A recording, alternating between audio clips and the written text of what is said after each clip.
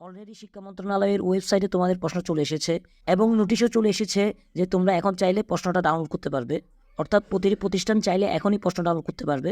তো আমরা প্রশ্ন ডাউনলোড করতে যাই। প্রশ্ন ডাউনলোড করতে গিয়ে আমরা দেখতে পাচ্ছি সপ্তম শ্রেণীটা এখনও একটু লোডিং হচ্ছে।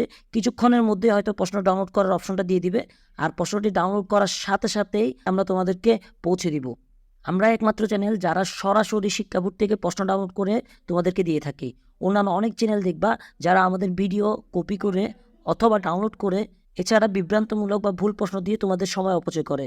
তাদের থেকে দূরে থাকবে এবং সত্যিকার একেবারে 100% আসল প্রশ্ন পেতে, যেটা সরাসরি শিক্ষা মন্ত্রণালয় থেকে দেওয়া হয়, সেটি পেতে আমাদের সাথেই থাকবে। কিছুক্ষণের মধ্যে অর্থাৎ আধা ঘন্টার মধ্যেই আমি তোমাদের মধ্যে ধামাকা একটা প্রশ্ন নিয়ে আসতেছি, যে প্রশ্নটি সরাসরি শিক্ষা বোর্ড কর্তৃক দেওয়া হয়েছে। তোমরা চাইলে আধা ঘন্টা পর আমার চ্যানেলটা একবার ভিজিট করে রাখতে পারো অথবা সাবস্ক্রাইব করে রাখো, যাতে সবার আগে তোমরা প্রশ্নটা পেয়ে যাও।